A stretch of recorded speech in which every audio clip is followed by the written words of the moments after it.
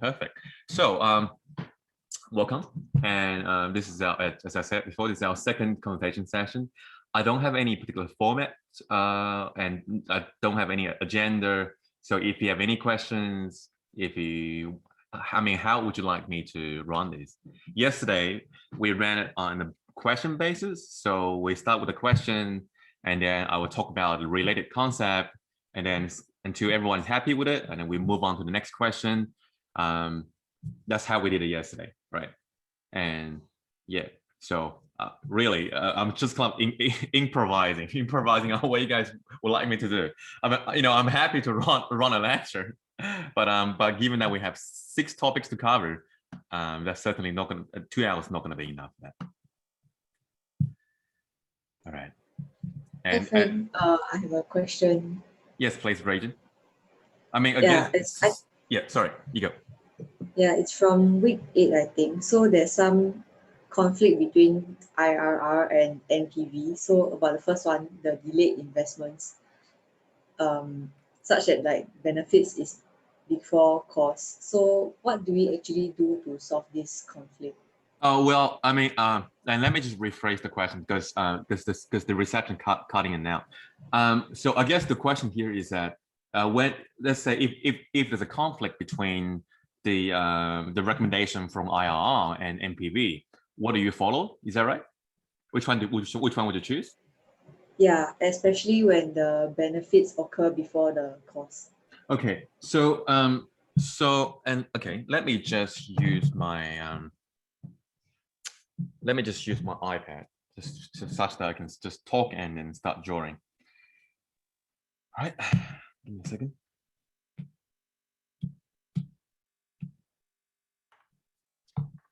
Sharing my screen.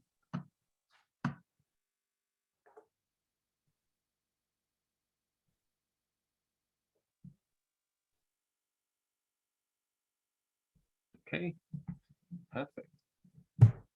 So this is, let me know if you can't see it. Can you guys see I'm writing connotation? 1 p.m. Yes. All right, great. So so her question was, if you have NPV versus IR, and if they give different recommendations, for example, in particular, for IR, in the case for IR, if you have positive cash flows come before you have negative cash flows. Is that what you're trying to say? Is that right?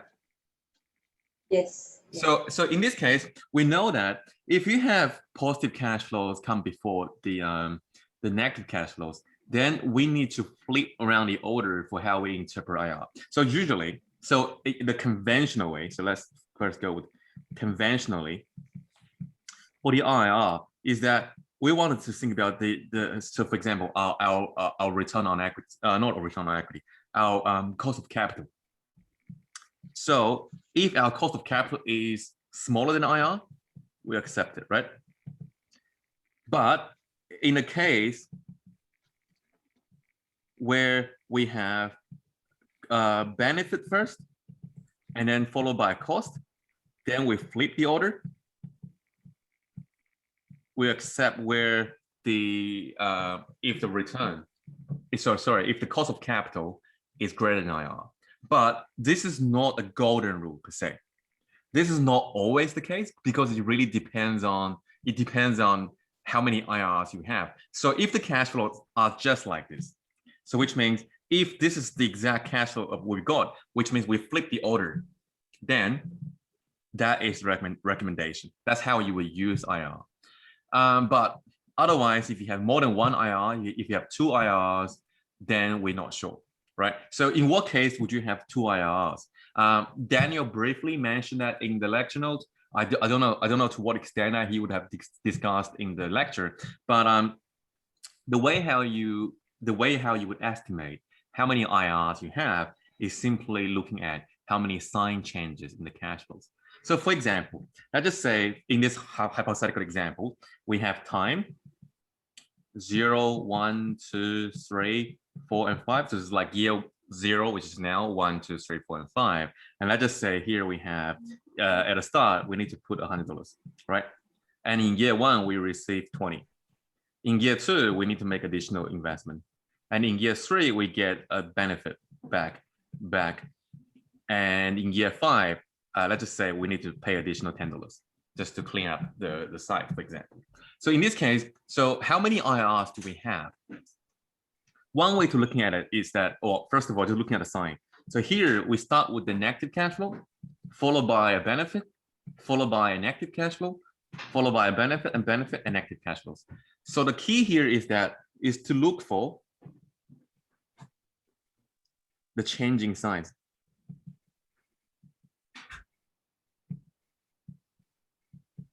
And what I mean by that here is that, well, in this case, from positive to minus, sorry, from negative to plus, we have one sign change. And then from plus to minus, we have another sign change, right? And from minus to positive again, we have the third sign change. And we don't have a sign change here, but we have another sign change here. So here we have 4 sign changes, right? And it's important for you to know that we're not looking for how many negative cash flows or how many positive cash flows, but we're looking for the changing sign. So when we go from negative to positive, that's 1 change. From negative to positive, 1 change. From positive to negative again, that is another change. From negative to positive again, that's the third change. From plus to plus, there is no sign change. So it's still as positive, that is count as 0 sign change. And from plus to negative again, that's the 4 sign change. So given that we have 4 sign changes, we have 4 potential IRs. Right, this is just coming from math, where some of them may be imaginary numbers, so they're not real numbers, but they're just saying there are 4 potential IRs. So in week 8, right, we talk about so many things that IR will fail to give you a good recommendation on what project you should accept. So what reason was just asking just then was only just one case.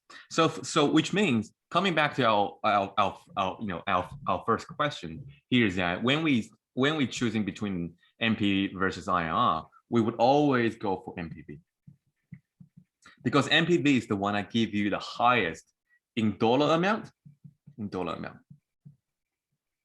and it take care of the time value of money, right? Dollar amount take care of time value of money. Where for the IRR, it only gives you a ratio, right? So you can have one project's IRR 10%, the other IRR is 12%. And let's just say, so here, let me just write it down. So here's another example where let's say IRR of A is 10% and IRR of B is 12%. And your cost of capital here is say 8%, right? And let's just say here is a conventional cash flows. Then in this case, I know that with IRR equals 10%, my NPV of A is going to be positive. And my NPV of B is going to be positive. I'm talking about conventional case. But in this case, I don't know how positive it is. So which means I don't know to what extent in terms of the magnitude, how much A would exceed B or vice versa. All that's telling me is that NPV A is greater than 0, NPV B greater than 0, given your cost of capital, right? So which means it doesn't really take account of the actually the magnitude. And also, if you think about it, that IRA could be based on a project with the magnitude of something like $10 million. Where for IRB, that could be based on something that is $150 million, right? So again, it doesn't take account the quantity, the size, right? So which means to simply put, we always would go with NPV, right? So if you want to work with one bottom line, we always stick with NPV if possible.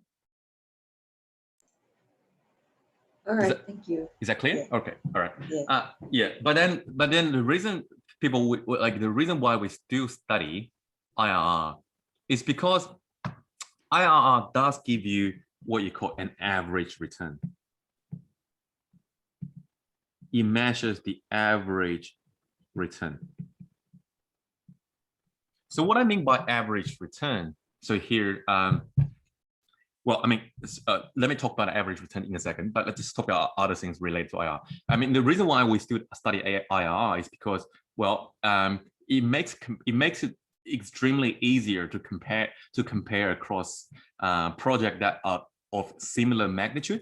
So which means if we have $10 million to invest and all we're looking at $10 million and just looking at numbers IRR, you know, is a lot easier for us to draw the conclusion on saying, okay, 12% and 15% and 18% gives much higher room for having a positive NPV, so that your mind will go, oh, I'll choose IRR in for project C, and as people do that in practice. We're not saying that's accurate, right? So after all, nothing is accurate in finance because all this NPV and IRR is based on assumptions. We're assuming we're projecting the cash flows in such way, but do we know that for sure? We don't, right? If we know that for sure, then we don't need finance, because after all, finance is about capital budgeting, also about risk management, right? We don't know that for sure, right?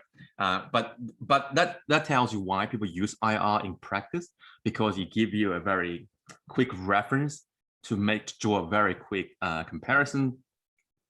And the other thing is what I'm going to talk about now is the average return. So some people asking that question on the discussion forum saying, I don't understand why IRR measures average return, right?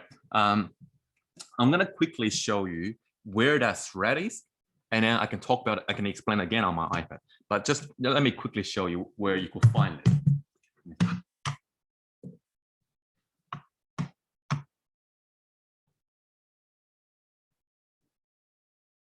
Go. So many emails I haven't read. I'm not proud of that, but I will read all of that eventually.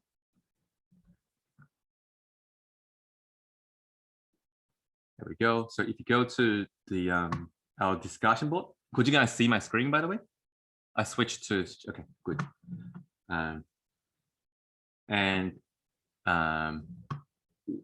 One shortcut is just simply looking for average return. Someone actually asked that. I think that's the keyword. I don't actually remember which thread that would be.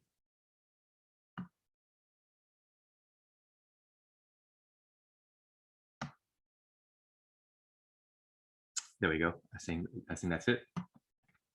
So someone asked that question in Forum 01, questions related to lecture materials, thread IR. So I guess just IR is the title. So the question here, it goes, why do we say IRR measures the average return, right? Or why is it referred to as the average return? So I put some explanation over here.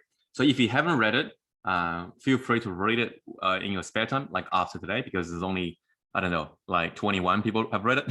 So which means that it haven't been read by many people, right? So take a read of that. I'm going to explain to you what that is now, right?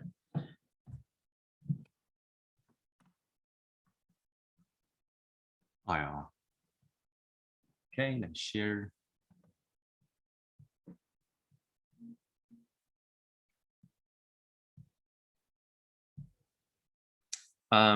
Just in case if you have that question in your head, is like, why would Frank want to talk about IR being an average return now? Is that because that's just like a Christmas surprise, given that you guys here are trying to award you with a question that could potentially go into final exam?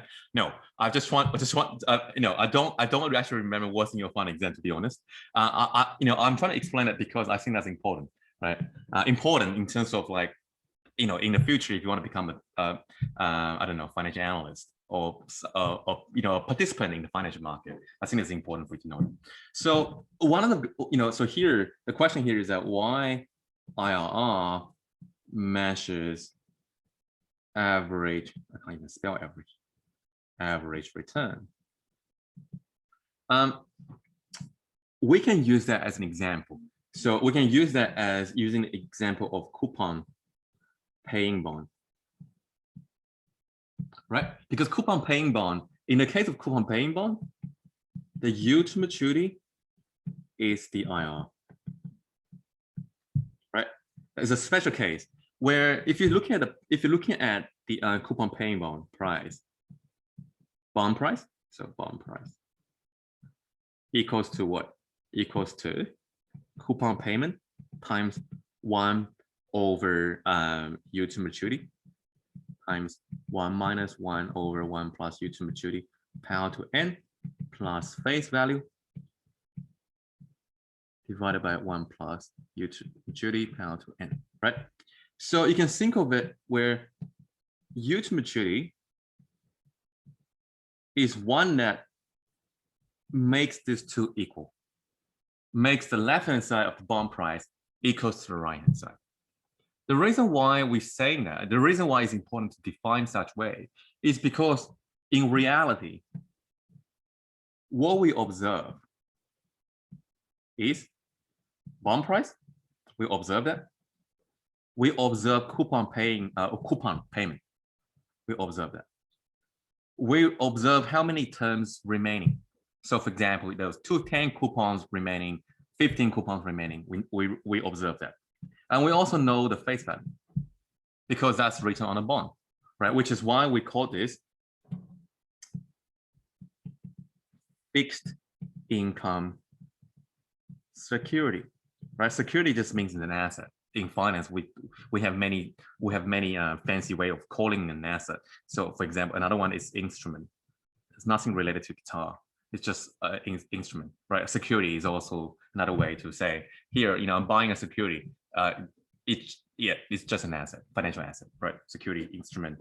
The reason why it's called fixed income security is that you can observe the price.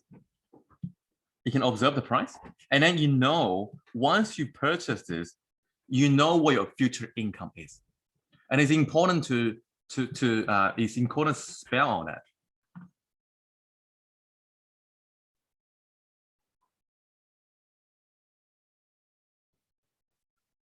Okay, sure. I just saw a chat box on my pop up, so maybe I can talk. We can talk to you later. And let me just continue. So the reason why it's called fixed income securities is because we observe all that. So which means once you purchase the bond, you know exactly what's ahead of you. The firm is not going to give you a surprise to say, they promise that, for example, they promise you to pay you, for example, $60 and 1,000 and 10, right? 10 payment. They're not going to surprise you to pay you extra. There's no way. There's no way they're going to pay you something like 80, right? That's not going to happen. And there's no way that they're going to pay you extra face value, say $1,050. That's not going to happen. They're not going to give you an extra payment, 12. No, that's not going to happen, right? So which means that when you purchase this bond, you sign up to receiving what's promised, and which is why it's called fixed income securities. And that is opposed to equity market. So just want to quickly draw this, which means if you think about equity, shares, that is totally the opposite of fixed income securities because you don't know what dividends you're going to pay. You're going to get paid, right? They may not even going to pay you dividends for a very long time, right? So yeah. All right, come back to this point where in this case, that's what we observe. So one way people thinking about is that once I get the bond price, I'm trying to think of it is that, well, is my coupon payment, which is coupon payment divided by my face value. That's the coupon rate, right? That's how we define coupon rate, right? Our coupon rate is a fraction of how much coupon you get in terms of your face value. So we tend to think that as interest. But this interest is not the same as the interest rate that we talk about in weeks 1 to 5. This is different interest rate. It's an interest payment that they promise to pay you, but that's not an interest rate that we talk about in weeks 1 to 5, which means is not a discount rate. The reason why that's the case because usually when a bond is just issued, they issue at par. Initially, very typically the case, issued at par.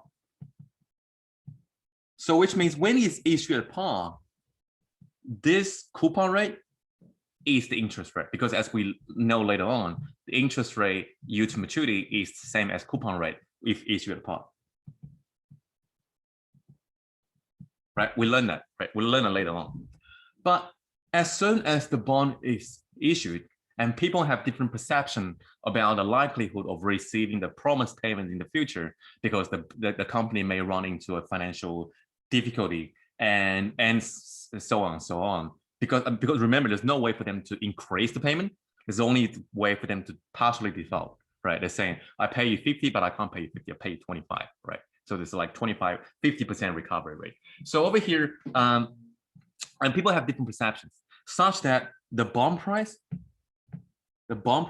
start to fluctuate, and such that the bond price will no longer be equal to the face value, because the bond price changes. And the bond price change for many reasons, because you're getting closer to receiving the dividends, receiving the coupon rate, right? So what we're doing here is that we introduce something called yield to maturity, such that with that yield to maturity, the bond price is the same as the discounted future cash flows. So with yield to maturity as my discount rate,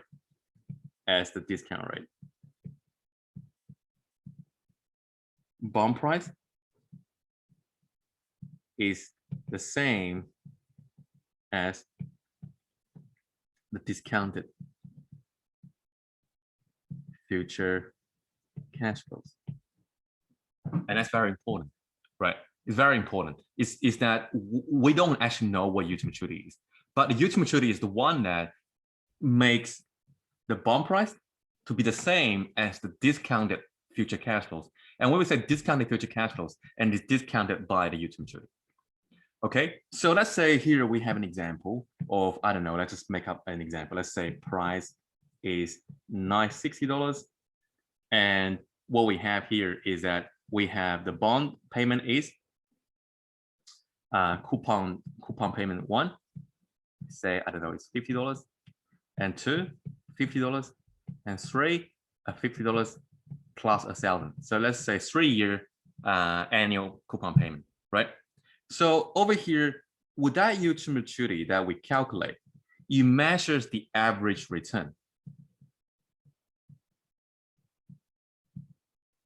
What do you mean by average return? If you're looking at this these numbers over here, 50, right? So let's just say, imagine 0, 1, 2, and 3. So let's say here at the start, I pay $960. And what's the income? $50. So if you think about my return for period 1, if you're just looking at the coupon payment, that's roughly $50 divided by 960, right? And that's not going to be equal to your yield to maturity.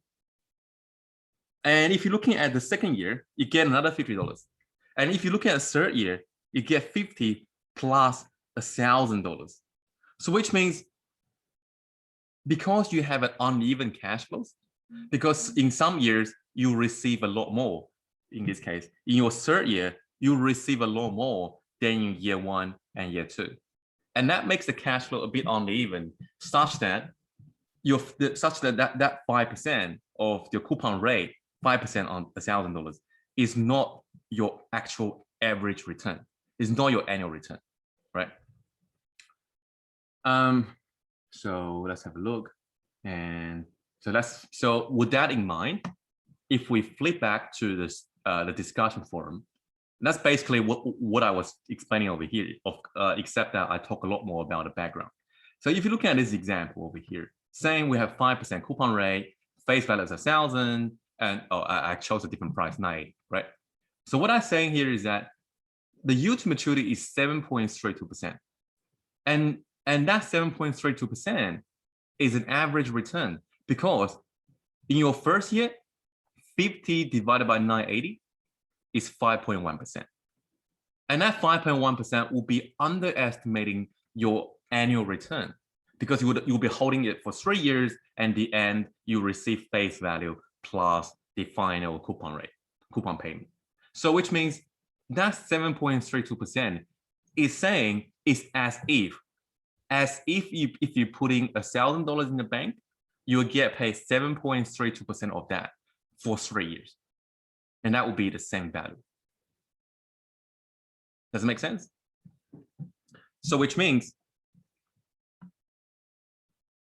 coming back to here again, and let's just use that number because I don't have an Excel file opening. So let's say here, imagine this is 7.32%. And let me just change that. Not 960, it's 980. 980 and 980. 980. So with U to maturity equals to 7.32%. That is that. So what I is saying here is that this cash flows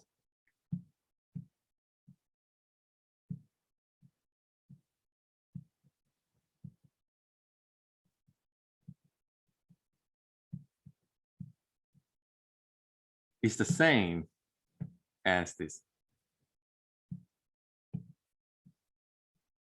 0, 1, 2, 3, and here's the key, right?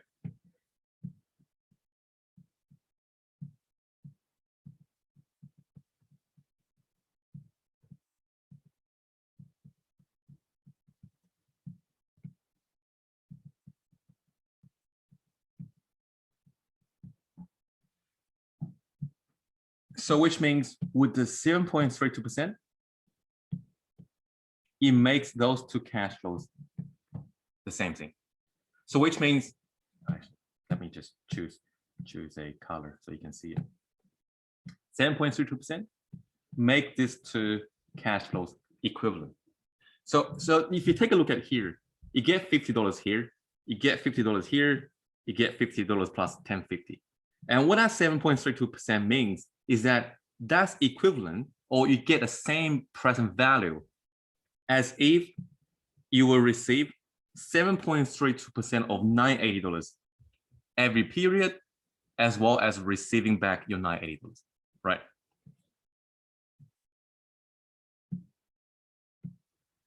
Does that make sense to you? So those two cash flows, the number look different.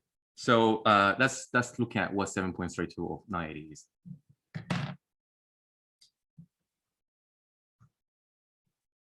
Does anyone have a calculator? I press my calculator and it's gone somewhere. Let me use my phone. Right.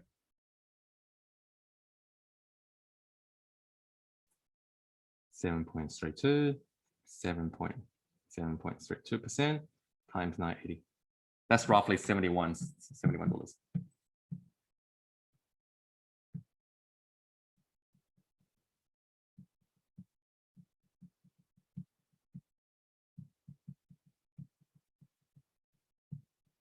All right. So that one is saying, if you take a look at these cash flows, 71 is more than 50, 71 is more than 50, but towards the end, 1050 is more than 980 plus 71.74, right? So it kind of balances it out. And this one tells you is like, okay, if I don't invest in the bond, if I put my price, which is $980 in a bank account, how much do I require to earn per year on that $980 such that my investments are equivalent? In this case, the number will be 7.32%. So you receive a bit more here, but a bit less there, such that you average out. That's what we call an average return, right? Make sense? So if that makes some sense to you, and now coming back to why we still use IRR, is that IRR here give you a very quick, like you can think about that is some rule of thumb. It tells you how much average return you receive, knowing that your cash flow every year would definitely gonna be different, right? You're not gonna receive the same amount of cash flows every year. We don't have annuity. We don't see too many annuities in real life, apart from your mortgage payment, right? Apart from a credit card payment sometimes. But we don't see annuity. In fact, for most people, their salary, the weekly salary, their fortnightly salary fluctuate as well. Sometimes you get a little bit more, sometimes you get a little bit less, and every year you may start increasing by a different growth rate. So, but then it's fair to say we never actually get to see the same equal cash flows every period. So IR here, it tells you the average return, something like, as if I put that money in the bank, how much per year do I get from that? Even though I know I'm not gonna get that number every year, right? It's gonna be above, sometimes be less. So that tells you how people interpret IR and why people choose IR in practice. We're not saying IR is the more preferred way. We're just trying to come up with a rationale to explain why people use IR. Does that answer your question? I mean, no one asked that question. So sorry. I mean, I think Regin just asked a question. I elaborated. All right. Yeah. I get a clear picture. Yeah. Thank you. Okay, good that you yes, as long as she this sort of enhance your understanding. So we have Joshua asking another question, another as in like, because Joshua asked a question yesterday. Sorry, I'm just thinking this is like episode 2. So if you take a look at the chat box,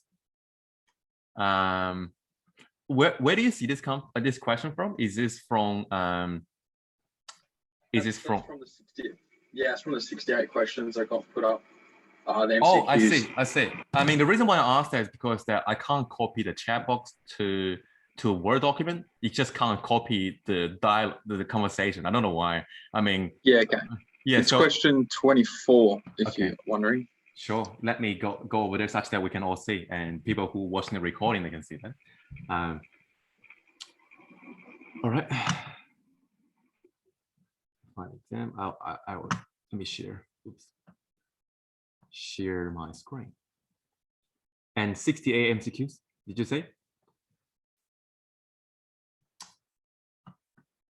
Which question did you say? Sorry, Joshua? It's question 24. Okay, let's have a look.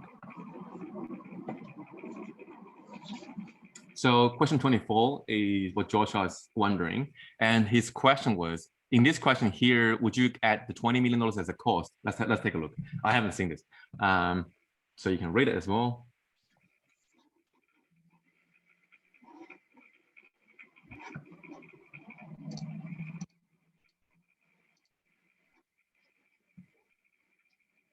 So yes, that will be additional cost. So which means, which means in this question, the cost will be 120. Is that right? Let's take a look. What's 100 divided by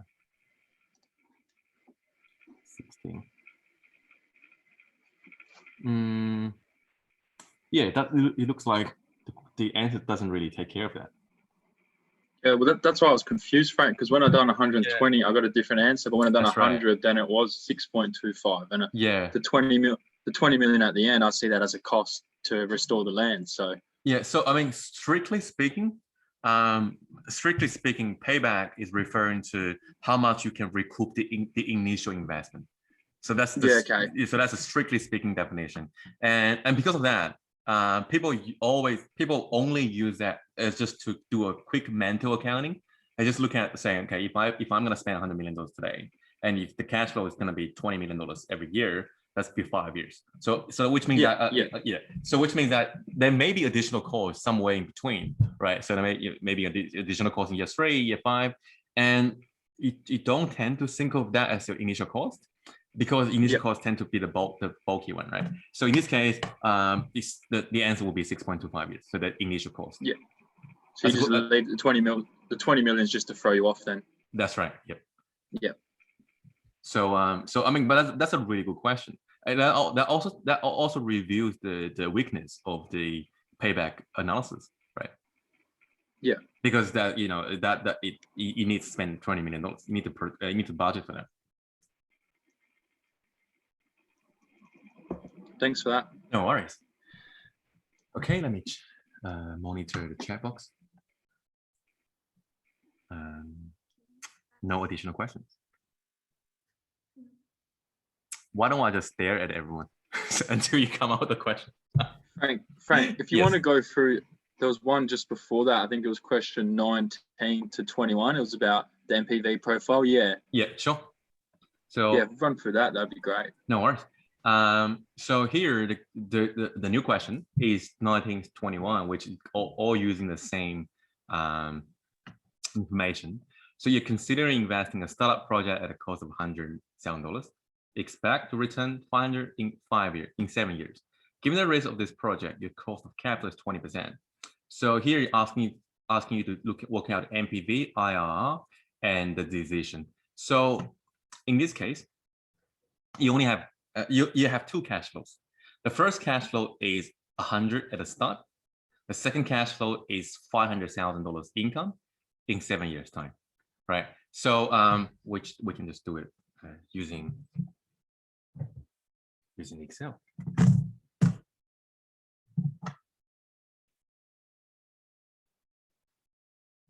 So year cash flow, 0 and 7. Can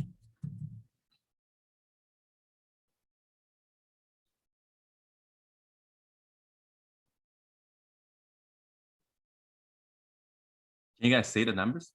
Or should I make it bigger? And that is 500,000.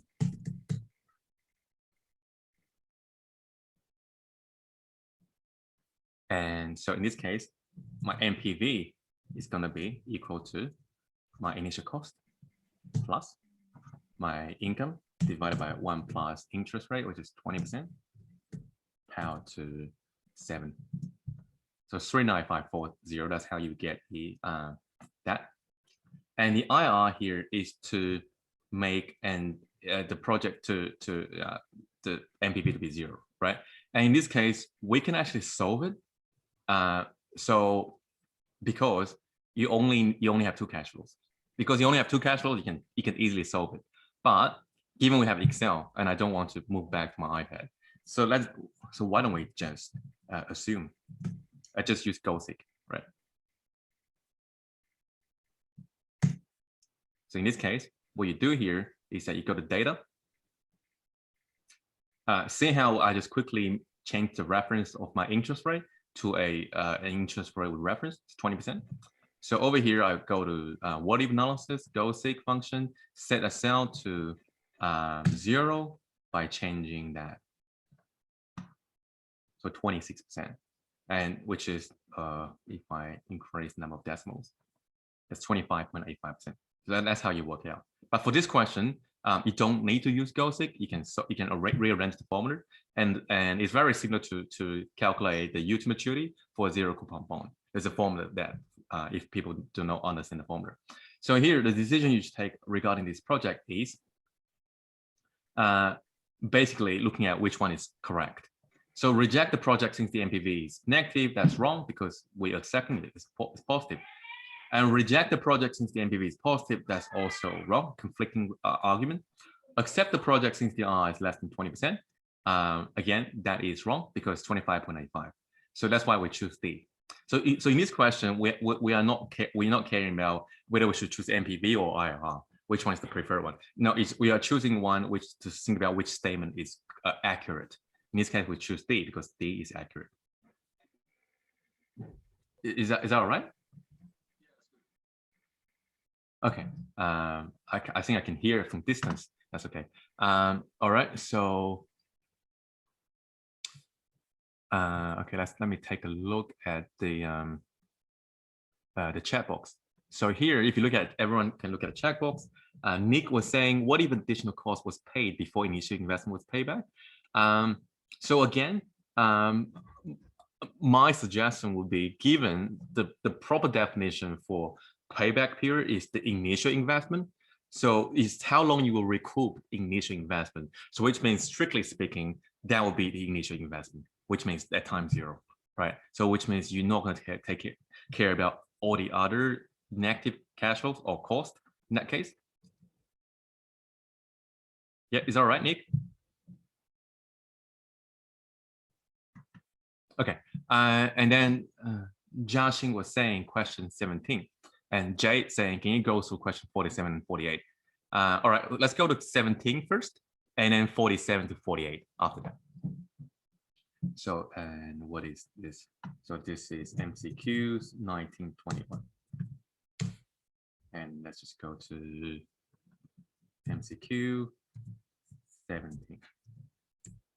All right. Oh, just right here. So now we're looking at question 17. It is MCQ. Is that a question, Joshing? Is that right? Is this the question 17 that you want me to talk about? Yes. All right, perfect. So consider a bond. Oh, sorry. You know what? I should just to make everything easier.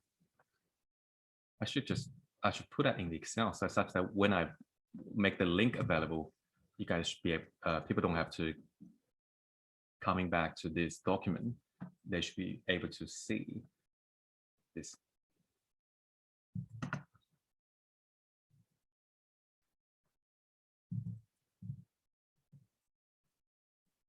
We go to question 17 in a second.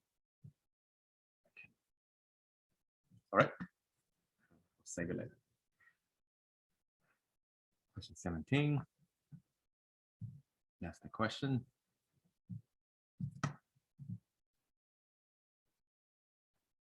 And we're going to explain over here. So consider a bond that pays annually and 8% coupon with 20 years to maturity. Annual coupon payment, the percentage change in the product of bond if it's used to maturity increases from 5% to 7% is closest to that. So okay, let's take a look. So what we have here is that the coupon rate is 8%. N equals to 20 because of 20 years to maturity. And U to maturity 1 is 5%. U to maturity 2 is 7%, right? So which means for each U to maturity, we are able to calculate the corresponding bond price. Okay, so bond price 1 equals to it doesn't tell you the face value, but it doesn't matter. We can just assume it's $1,000 because it's going to be as a fraction of the bond price. 1,000 times that times 1 over interest rate divided by, sorry, times 1 minus 1 over 1 plus that interest rate power to n 20 plus face value divided by 1 plus the U to maturity power to n. And what I'm going to do now is just to do a quick, I mean, you guys should all be familiar with the dollar sign, the use of dollar signs in Excel, just to look up the reference. I'm going to do that. So except B3. And I'll just talk about why that's the case. Such that when you drag the formula, you'll be able to just calculate the bond price, such that you make the same reference to the original one. So the coupon rate and the number of periods is going to be fixed, but the reference to the interest rate, we're just going to be moving alongside with how you move that formula. So for example, because this equation, this cell is above that cell, so when you drag it down, that reference to B3 would then go to the reference to in B4, right? That's what it happens. So yeah, if you already know that, that's good. If you're not sure, maybe you can send me an email or put a question on the discussion forum. I can point out where you should take a look. So the changing price in this case will be that one divided by that one minus 1, and is 19.5%. That's what you get. I think that's what I get as well. And so which means there's something wrong with that with the answer.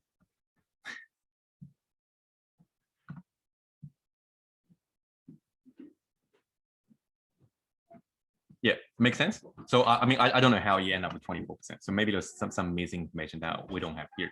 But this is what I have.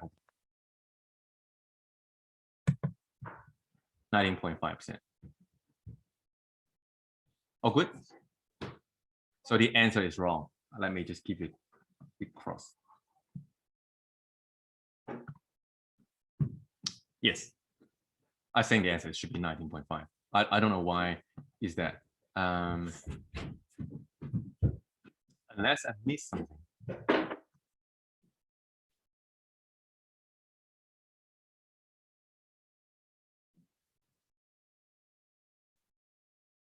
No, I can't think of anything that I'm missing. No, and making that to be 100 wouldn't make a difference. As a point of reference, it's going to be 19.5% as well, right? So it doesn't matter. Doesn't matter what face value that you're assuming.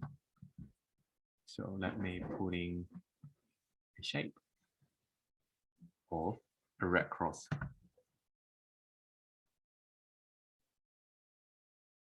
So I mean, I shouldn't spend time on looking at where the red cross is, but yeah, block it. It's wrong. Yep, wrong. Make it skinnier. All right. So next question. Will you get this Excel spreadsheet after the conversation? Yes, you will. In fact, because I haven't made an announcement yet, but I want to quickly show you. So this is. Can you guys still see my screen? I presume I'm sharing everything. This is what I have yesterday. I just haven't actually made an announcement yet. So, but this is the Excel spreadsheet I made yesterday. It's the same thing. We'll only talk about 2 questions on Excel and other blah blah blah on the iPad. So I also have a note on the iPad, which is here. That's what we discussed yesterday, in which I don't even remember what we discussed yesterday. But that's what we discussed yesterday. All right. So the next one we're gonna go to is question 47 and 48, right? But in the meantime, let me just quickly save this. Second, I'll rename it later. So MCQ, 47 and 48.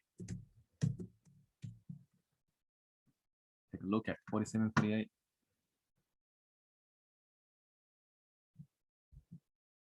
Oh, that's a long question.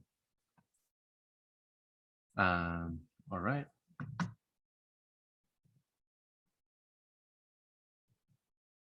Let me copy that to Excel.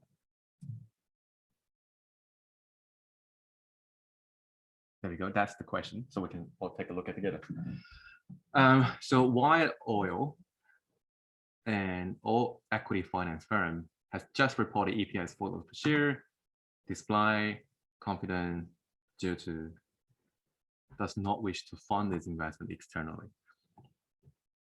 To suspend its stock repurchase plan and cut its dividends to $1 per share from its current level of $2 per share. So which means currently, which means at time 0, they are paying $2 per share. At 1, which means they're just gonna be $1 per share and retain its funds instead. The firm just paid its current dividend of $1 per share and is expected to keep its dividend at $1 per share next year as well. In subsequent years, expected its growth opportunity to slow, and it will still be able to fund its growth internally with a target of 40% and reinitiating the stock purchase plan for a total payout rate of 60%. Ordinary purchase occurred in the year. The existing operation.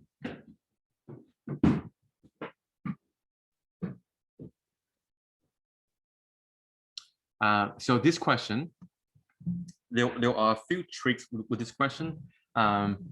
First of all, because they are targeting paying $1 per share next year, right? And so actually, let me just put this information down. So year 0, 1, 2, 3, 4, 5. We don't need that many. EPS we just paid. Just report $4 per share. And what's another information? Dividend. They just paid $1 dividend, right? We that's what we got, right? And retain this fund instead. Just paid at current dividend $1 and expect to pay next year as well, which means next year it's gonna be $1 as well. In subsequent years, expect its growth opportunity to slow, and it will still be able to fund its internal with a target 40% dividend payout ratio.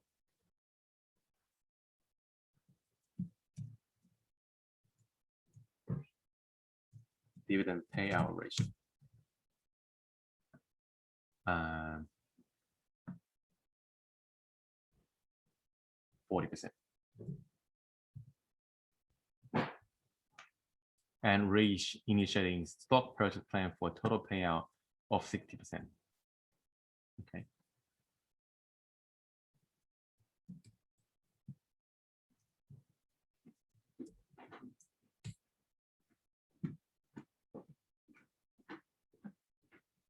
Return on equity is 16%.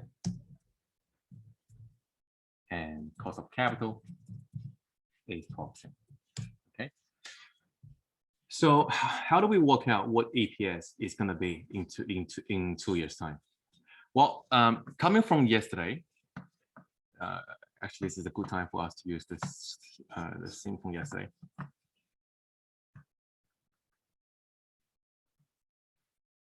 No, not here. Let's see how. So coming from yesterday, this question is on the Bing Enterprise. I think it's on the practice exam question.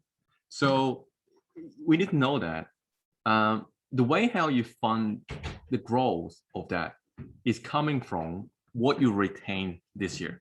So which means, let's just say in year one, you projected to have EPS of $2, and if you're not paying out everything, if you're not paying out anything, and that entirety of $2 is going to be used to fund internal growth, and such that that's how you'll be able to work out what the growth rate is from EPS 1 to EPS 2, right?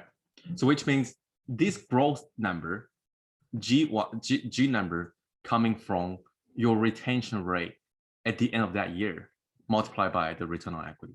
So which means whatever is not paid out at the end of year one, it's going to be used to help growing EPS in year 2, right?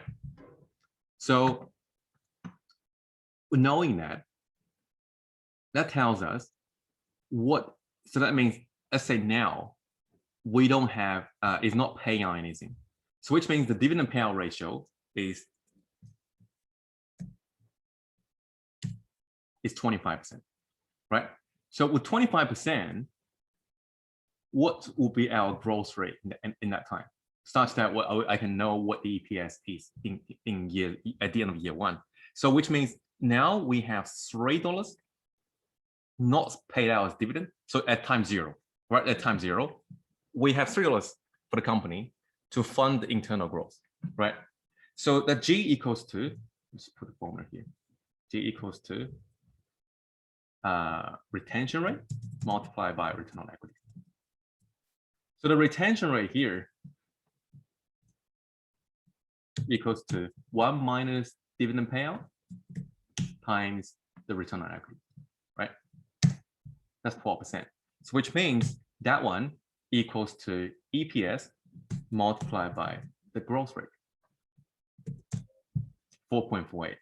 So now with 4.48, I'm able to work out, knowing that I'm going to pay dividend of $1. I'd be able to work out what my dividend payout ratio is. So in this case, my dividend payout ratio is even smaller. It's 22%, because remember here, I'm fixing my dollar amount. I'm not fixing the ratio. I'm fixing the dollar amount. That's the difficulty of this question. It'll be really funny if I'm wrong, but you know, because I haven't looked at this question. Daniel put it up, so you know, I'm just doing everything as you go. So in this case, my second growth rate here is coming from, again, 1 minus my payout ratio times the return on equity. So which means my next EPS is going to be equal to 1 plus G again, is $5.04. Whoa, geez. I mean, I was hoping this is wrong. So I can delete this video and just turn off my camera. And so that's $5.04, right? That's how you answer part 47, question 47. So and let me just explain it again with 100% confidence now, knowing that that's the right answer. So over here, what we have here is that we are given the initial EPS, and we're given the initial dividend payout, right? Which is payout ratio of 25%. In this case, remember, we don't know the growth rate yet. So I don't know what the EPS is gonna be at the end of the year one. but we're 12 months through it.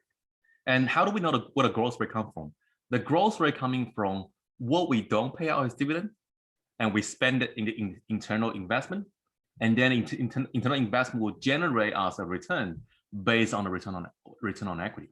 It's just 16%. So in this case, my initial growth rate to reach EPS in year one will come from whatever I didn't pay out, as like now. It isn't the past tense because everything happens now, right? 1 minus B4, which is dividend payout ratio, times the return on equity, which gives me 12%. So with that 12%, I'm able to work out what EPS is in year one, right? Okay, I'm able to work out what EPS is in year one. And then because the company is saying, I'm gonna keep my dividend payment at $1 per share next year, so which means it's like year one, because we just pay $1 now, right? So and then they project to pay $1 next year, which means like in year one, right? In 12 months time. So which means that is gonna give us a different dividend payout ratio. Normally we tell you the ratio and let you to work out the dollar amount, but in this case we give you the dollar amount and you need to work out a ratio. So in this case, the ratio is dividend payment divided by the EPS, right? So to find out your second growth rate, that coming from 1 minus the dividend payout ratio times the return on equity, which gives you $5.04, growing from 4.48. All right, so that's question 47. And 48, the current stock price is closest to, in this case, let me see whether they have number of shares information somewhere.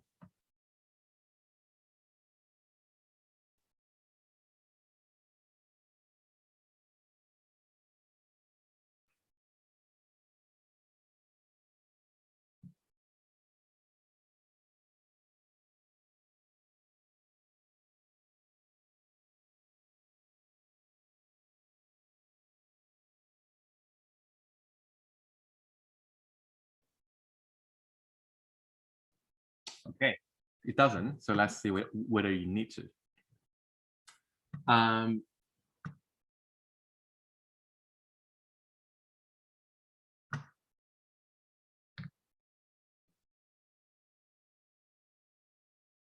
So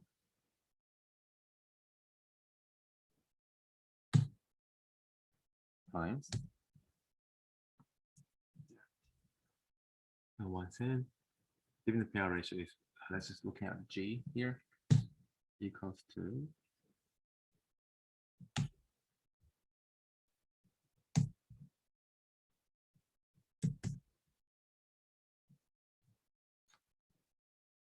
7.2.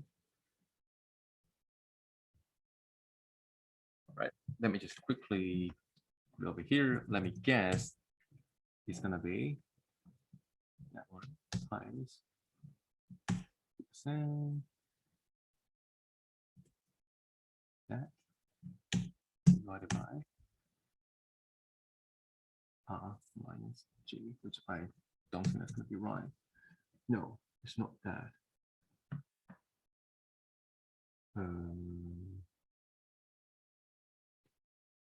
Because we normally would need the number of shares. Am I missing something?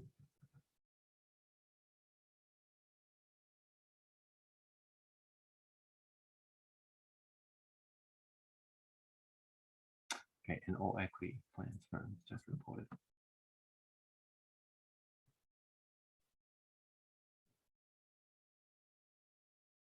I mean, you guys can think of it as well.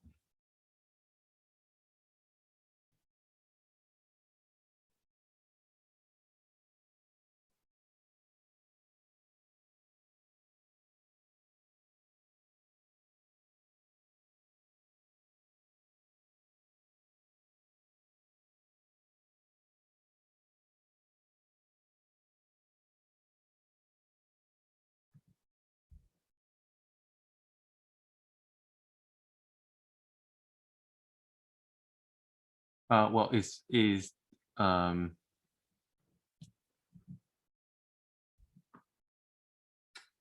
shouldn't be this. It shouldn't be that because, oh, of course. Yeah, whoops, completely forgot about this. But I think I'm still wrong. Is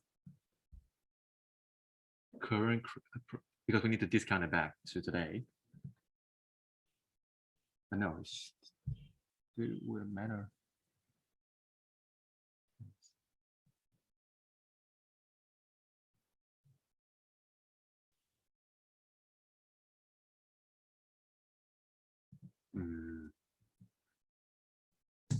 Let's just have a look at whether that's the case.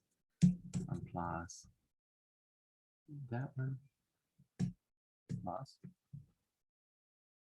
second dividend divided by minus G.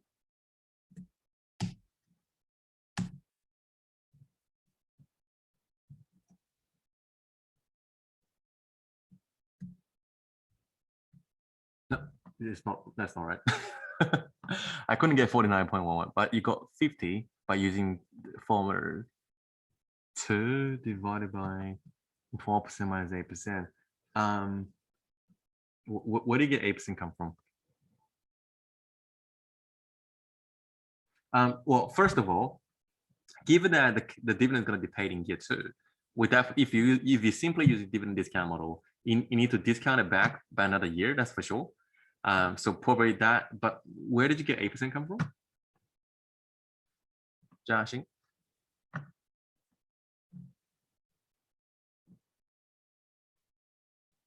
16% times 3.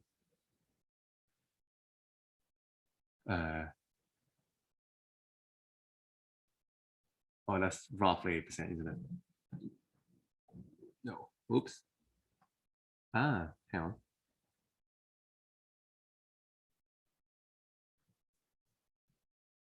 Oops. 10 times 3.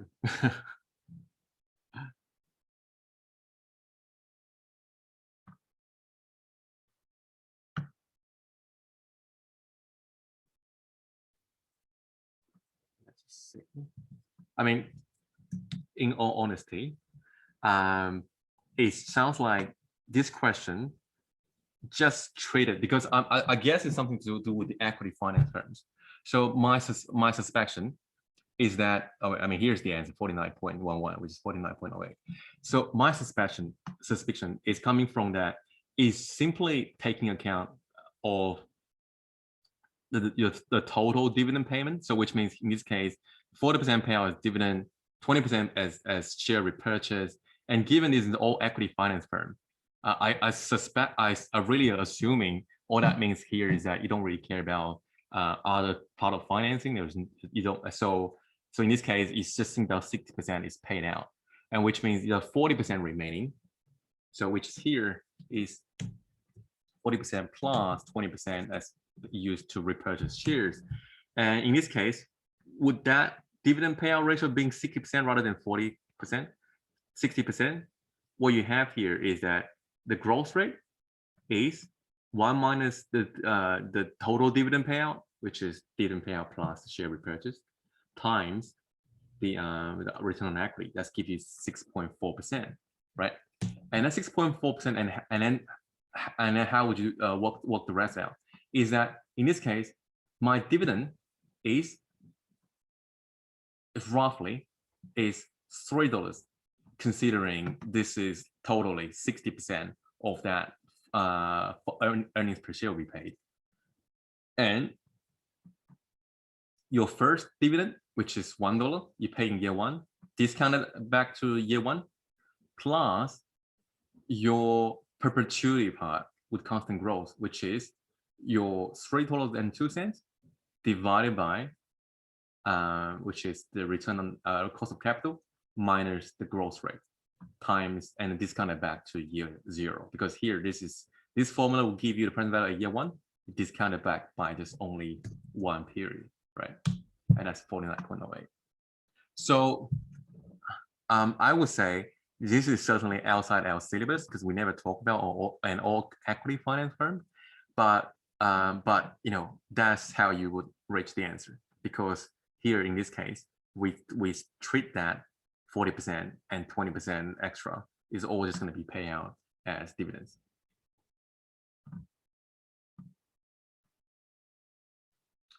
All right, does it make sense? Okay, good. So I mean, in our case, in this unit, that we're not going to ask you that. I mean, you know, if I were asking you, I'll just tell you this dividend payout ratio, because this has made it unnecessarily difficult based on what we have told you, right? But and again, the trick here is that knowing we have a target dollar amount of dividends rather than a target dividend payout ratio, and that makes it interesting to how you would calculate the growth rate, because the growth rate would vary based on how much you actually retain, right? Instead of targeting on the retention rate. Okay, so I would say 48 is very difficult. Let me put a box.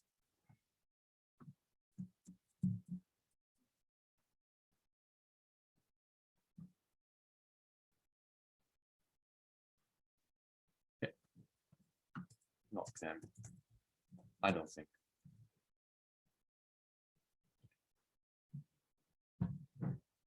All right.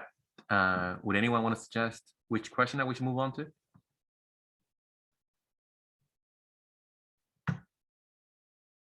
Question 2, as in the question 2 of the same document? Yes, okay. There we go.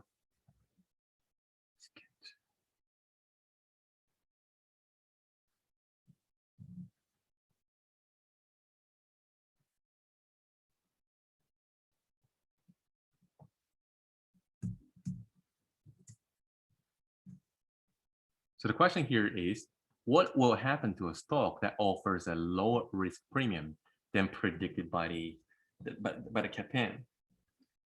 So in this case, what do you mean by, so I guess the first question I can ask everyone who's here is to think about, what do you mean by a stock that offers a low risk premium?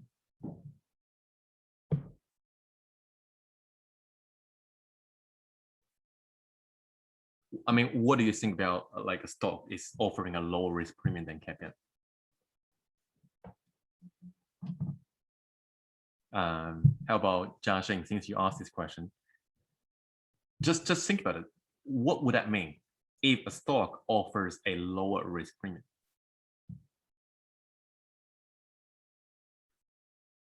It is not as efficient. Well, that's one way to get it. So for example, so let's just say here, we know the CAPM formula.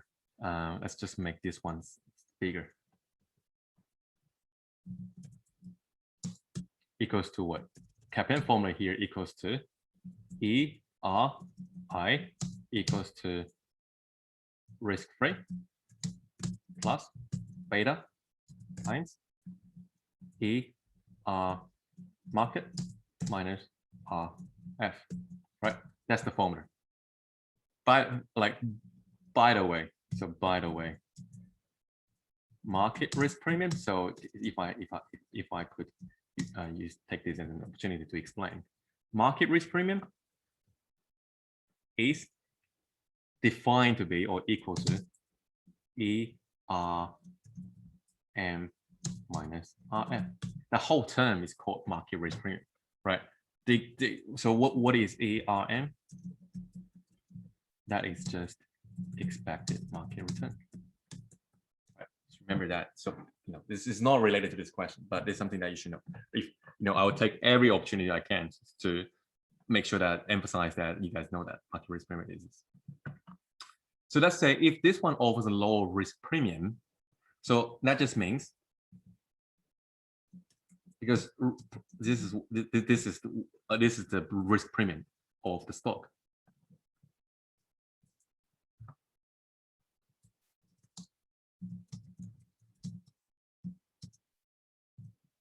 right? Or equivalently is the beta times E.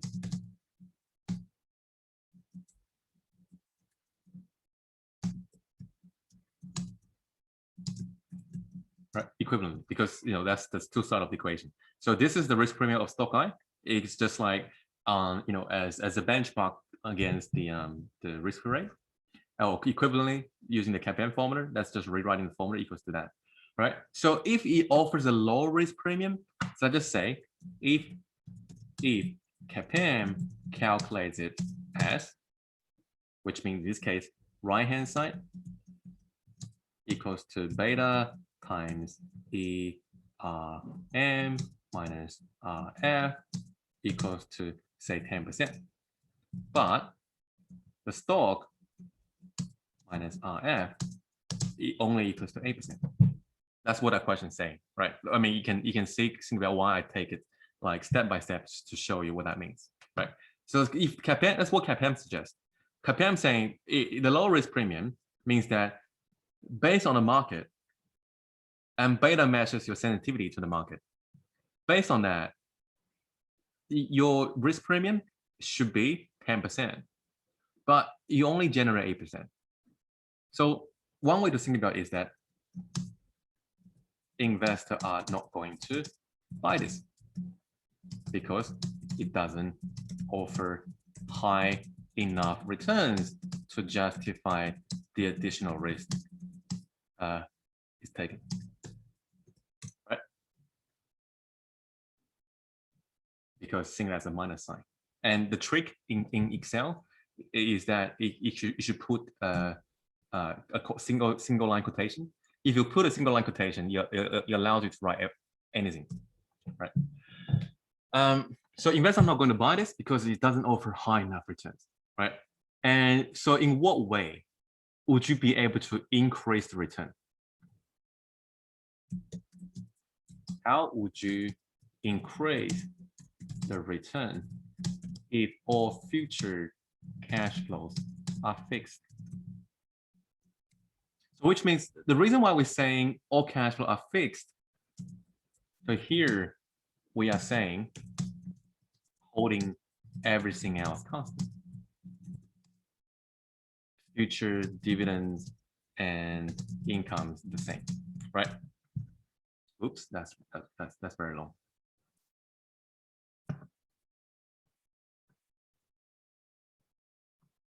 That's even worse. Let me just copy that.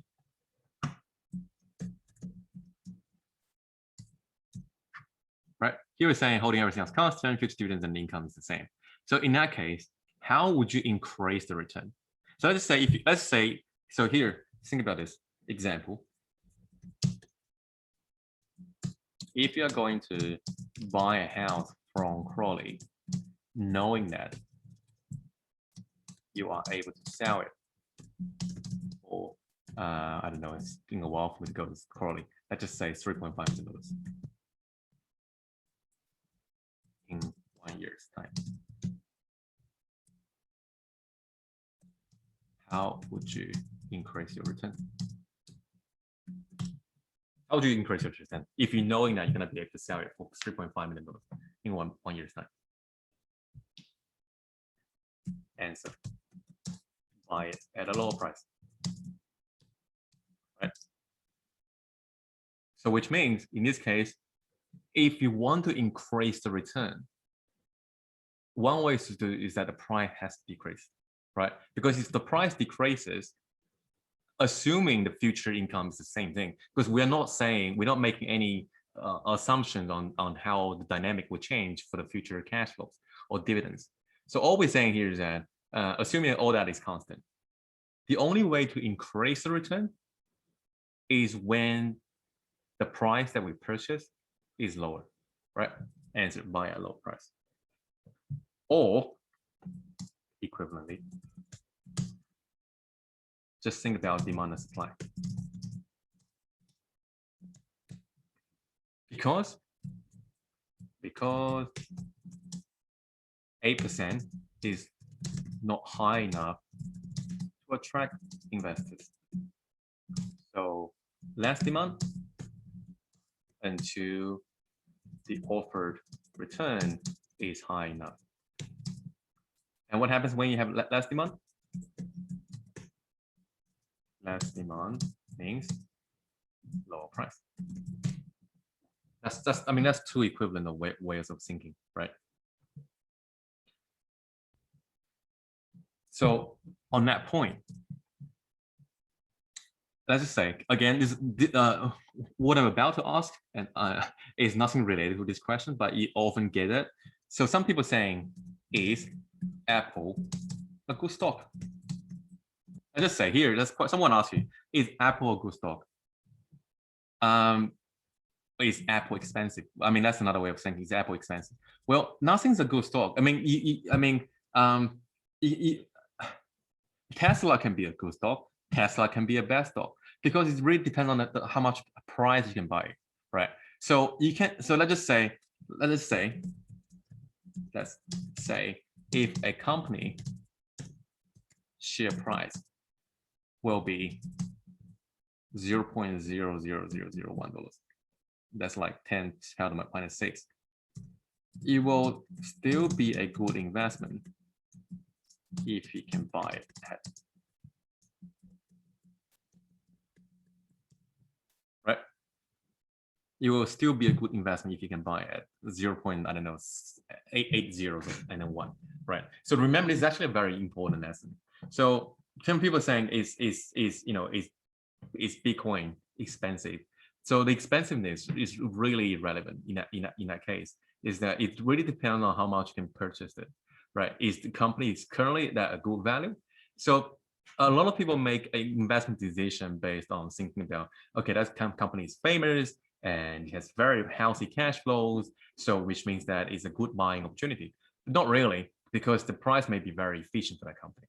So which means that the price appreciation opportunity will be quite limited, right? So, and that's just one way for you to work way to think about is that if you can cut costs, if you can lower the initial investment, that's a much better option, give you a much better chance to increase your return, right?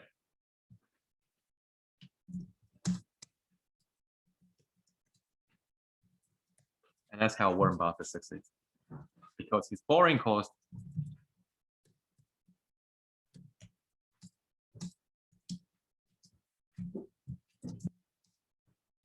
I probably would say full stop, right? Because it's Warren Buffett owns a lot of treasury bills, so he would have even lower borrowing costs than U.S. government, and that's how you succeed, because you can keep your interest rate down, so your cost of equity, cost of capital is lower.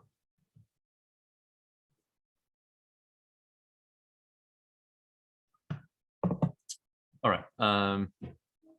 Okay. Do we have any next question? Oh, that's my paper.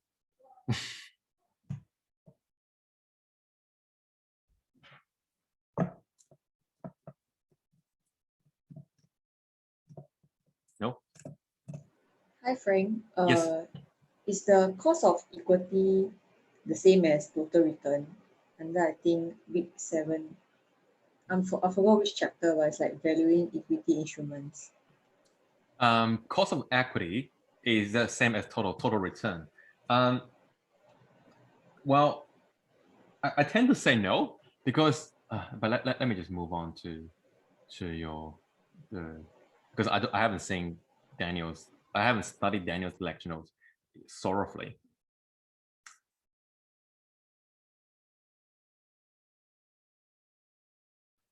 This is my recording from last year, but it's hidden.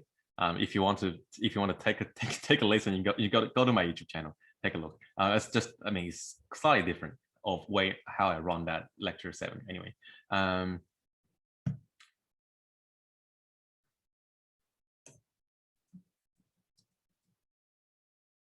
So total return here is just total return here is just in this case, it is the RE, is the discount rate I use in pricing, right?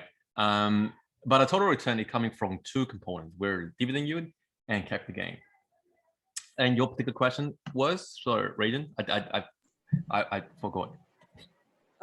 Whether it was the same as cost of equity. It is. So in this case, it is. So the cost of equity was just RE. Okay. Yep.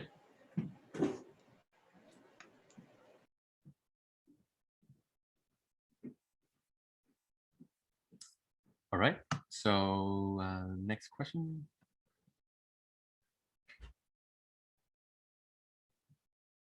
Is that because return is the opportunity cost? Well, I mean, again, is if you think about it, is that everything we discuss in week 7 is still at a relatively abstract stage. That we haven't really talked about the actual cost, the actual required rate of return in the equity market. We just give you saying here we're not going to call it RF, not risk free anymore, and it's not yield to maturity anymore, but we call it RE because that's what the required rate return coming from the equity holder, because it's fair to think about if I want to invest in a company, if I want to buy shares, then if I want to become an equity holder, that's my required rate of return from equity holders, right? That's just my required rate of return. So you can think of it as an opportunity cost, but opportunity cost can be discussed in many aspects, right? So over here, you can just in your second year unit, FINA1221 corporate financial policy, you're gonna actually estimate RE here, but you can also think about that RE is what CAPM gives you, the rate, sort of the expected return from the company, right? RE, you can use that to discount share price. That's what people do actually. Sometimes you use CAPM to calculate RE, and then you work out your quick sort of projection on what the price is based on the CAPM, which is why capital asset pricing model is quite useful, because it tells you what RE is without knowing the exact capital structure of the company. Is there anything you recommend going through? Well, I mean, not really. I mean, my vague memory based on my last few consultation is that I have talked about everything I could, but of course, not everyone attended every session. So do I have anything I want to talk about? Well, I would say capital budgeting. You probably would definitely expect to see a question. Why don't we look at capital budgeting together?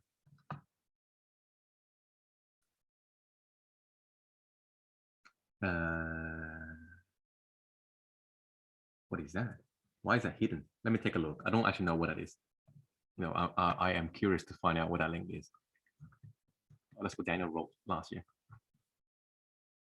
No, yeah, because it's hidden, I suppose. Yeah, so many files are hidden because we think that's probably create more confusion than necessary. But I can talk about this. There we go. Yeah, so because I wrote this question.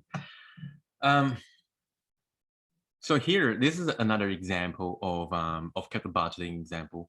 Let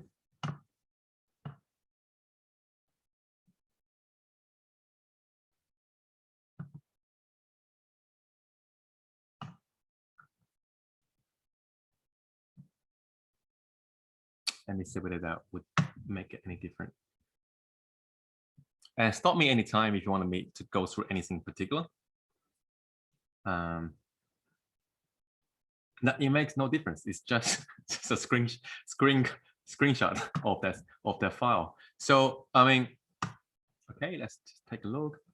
So here in this file, I think I also made it available on the discussion forum. I can unhide it, so you guys can take a look later. Which is blah blah blah. Which is where about? Just I even have a solution. I didn't know that.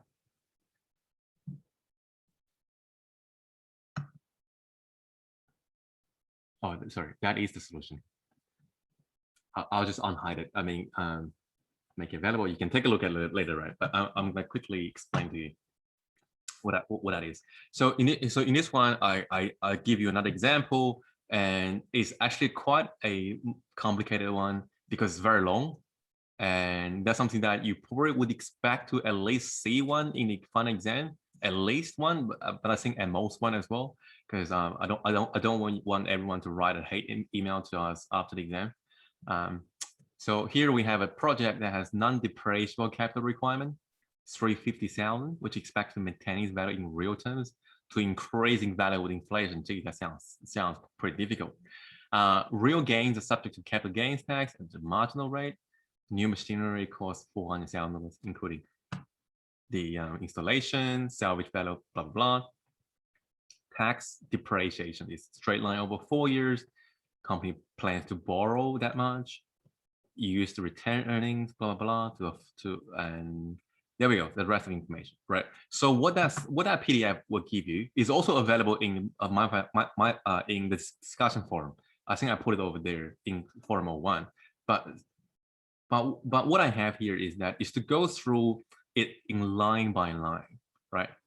So new product to be manufactured with life of 5 years. Yeah, you know that it's going to be 5 years. So take care of that information.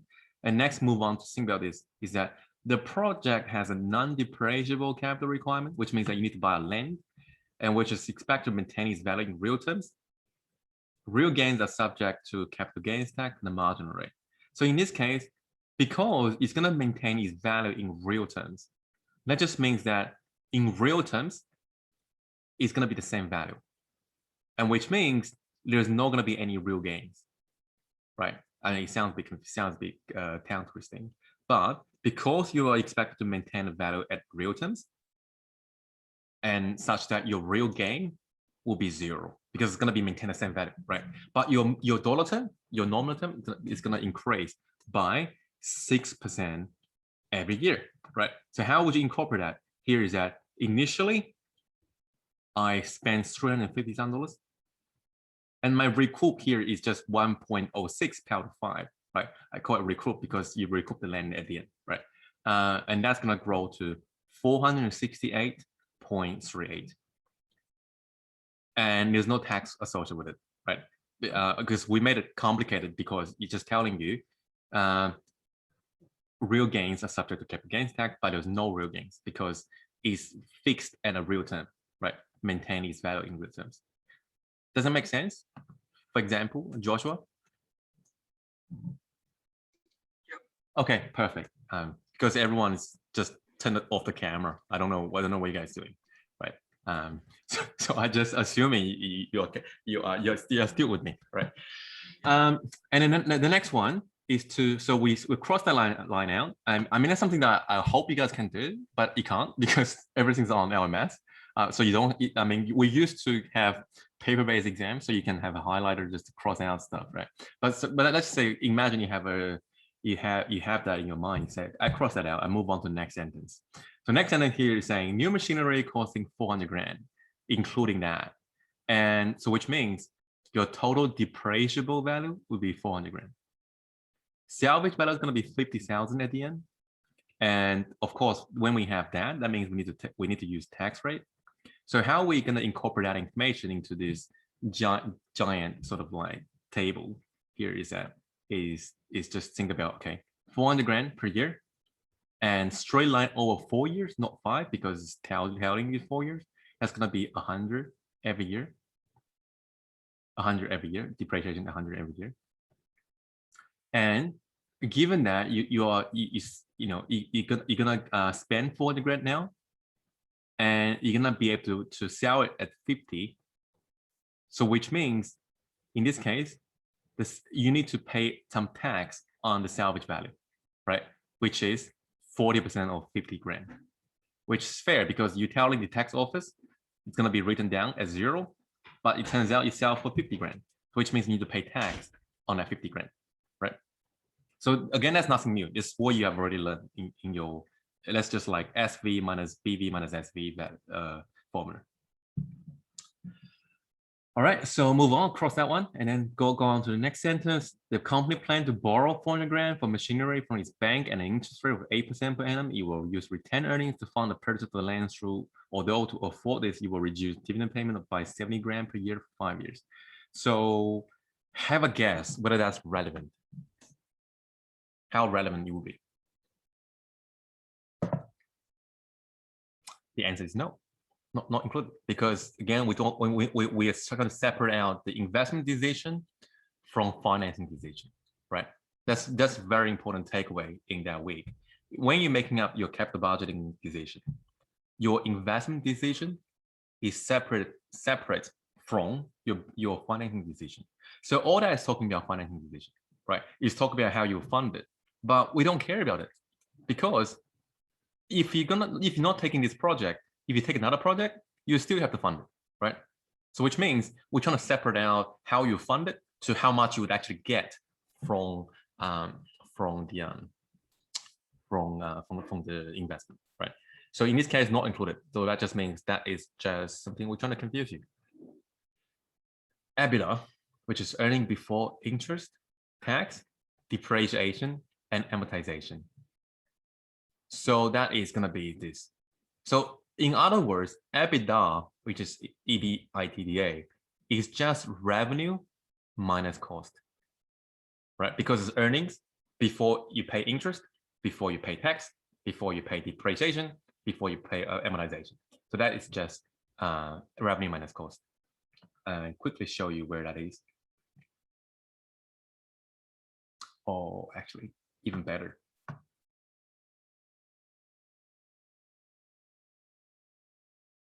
So in Form 03, normally I would just change the page number to such that you would have everything on the same page. So here there's a thread in Form 03, question related to my finance lab. I talk about what that EBITDA and all that stands for. So if you're not sure what they are, go over there, take a look what they stand for. So in this case, I'll tell you EBITDA is simply just revenue minus cost, right? And unlevered net income is just this. Free cash flow means this, means the whole thing. And that's just that. EBIT means revenue minus cost minus depreciation, right? So yeah, if you're not sure about this, not familiar with these terms, this will be a lifesaver for you. But let's come back to our question. So which means here we're given revenue minus cost. We don't need to look for another cost component, right? That just means here is revenue minus cost. So for year 1, 2, 3, 4, 5, that's 250, 300, that and that and that, right? We put everything in the box, right? So we crossed out everything we've done. It tells you working capital requirements are 10% of EBITDA. Working capital is assumed to be needed at the start of the year, right? And that is not an unreasonable assumption, because remember, we talked about working capital yesterday, right? Working capital is what you need to use throughout a year. It's kind of like account that you use there, you set up there to buffering any transaction on credit into cash, right? So which means it's not unreasonable to assume it's needed at the start of the year. So which means, given my EBITDA in year 1 is projected to be 250, that means my working capital is 25 at the start of the year, 10% of that. My working capital, right? 30 is coming from 300, and that's going to be at the end of year 1 or at the start of year 2. And year 3, 38, but in year 2. Year 4, 30, but in year 3. Year 5, 24, but in year 4. And the reason why it's in year 4, because that's at the end of year 4 and at the start of year 5, right? And at the end is 0, because once you finish the project, you no longer need it to have a net account. But we don't care about the working capital needs. We care about the change of that, because that is an account we save there. We're only monitoring the additionals, the incremental that we need to make there. So which means once we're putting 25 there at the start, you will have 25 sitting there, which means if we require 30, that means we need to put additional $5 into that account. If that's required 38, that means we need to put additional $8 into that account. And if that only requires 30, that means now we can withdraw $8 from that account. And same thing goes like this, right? So this example may be slightly more complicated than what you have in the lecture notes. But that one tells you we care about the changing net working capital, not the dollar amount of that, right? So because otherwise you would double counting that, right? We don't need 55 of course 2 years. We need 30. 25 at the start, additional 5 at the end. Right? And so cross out all the information that we've taken care of. And to promote a new product, the company would spend 53 grand, not included above, on direct marketing in the first year. Do we care about that? Do we care about that? Do we care about marketing costs? Brendan Lim, do we care about marketing costs? Brendan says no. I mean, the answer is yes. Sorry, Brendan. I don't know what you think. I'm joking. Yes, I mean, of course, I don't imagine that you would know that that's additional cost, right? Because you will need to spend these 3 grand, right? It's not a sunk cost. It is a cost that you haven't incorporated yet, right? For 53.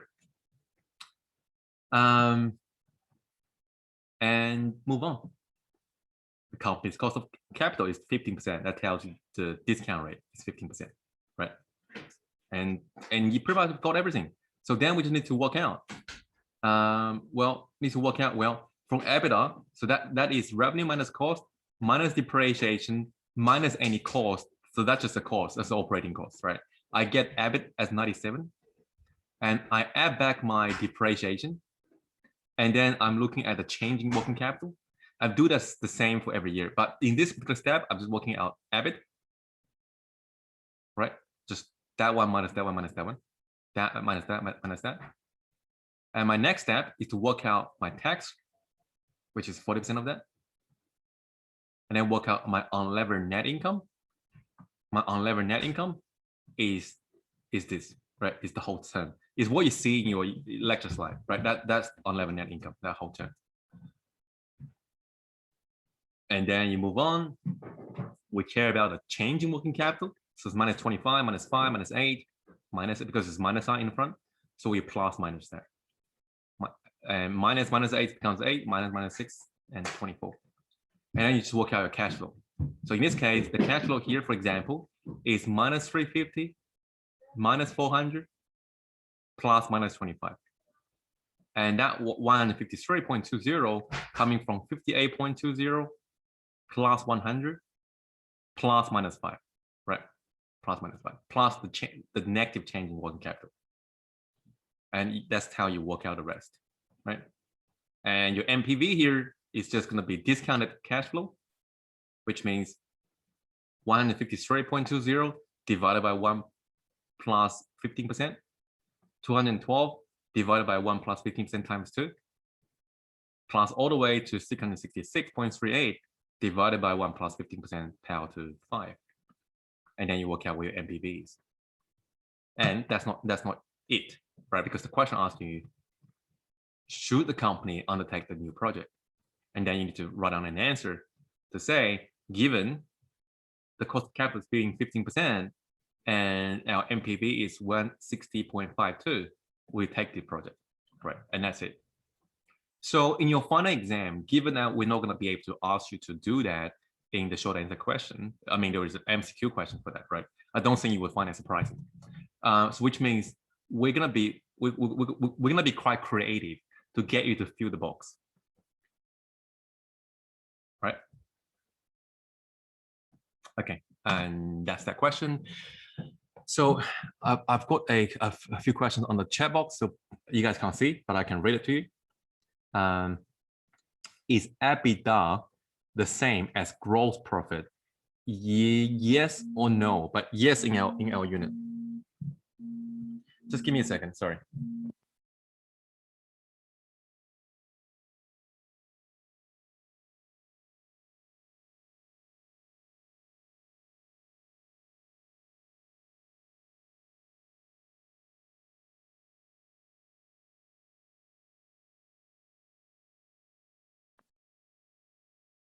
Sorry, I just got a scam call. And they're really smart because they sound like human.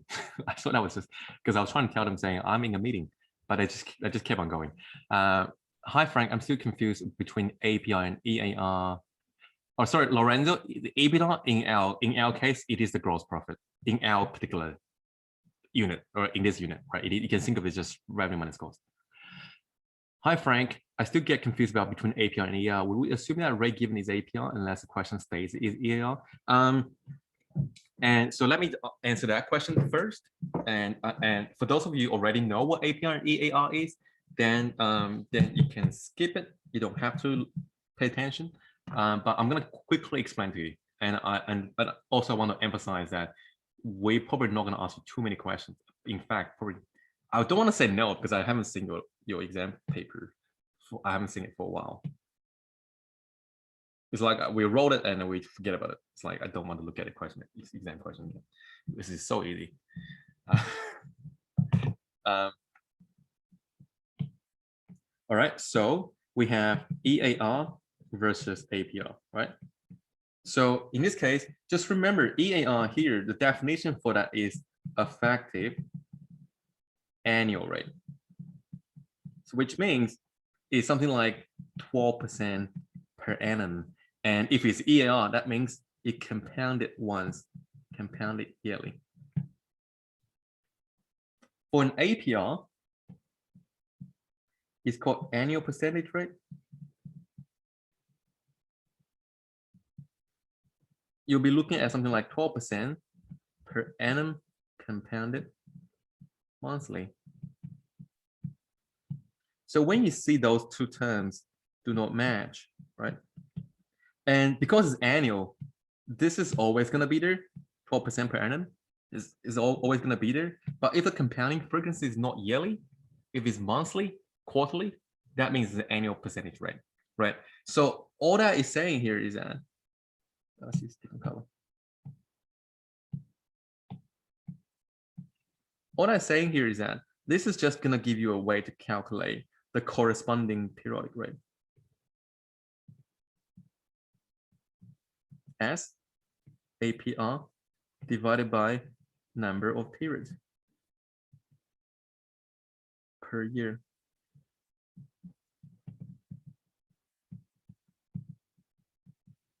Per month.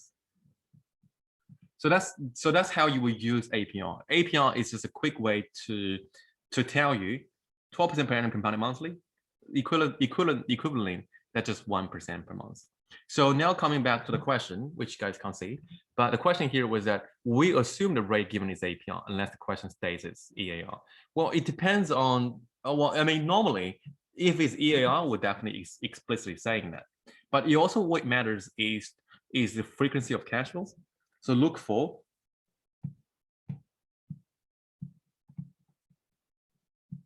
frequency of cash flows. So if the frequency of cash flows is saying 6 monthly, example, 6 months coupon bond, then all rates are APR because that's just an industry standard. So we express everything in annual term, but all rates are APR. So which means your yield to maturity given something like 12% per annum. That it just means a 6 months yield to maturity is 12% divided by 2. Right. So looking for the frequency of cash flows.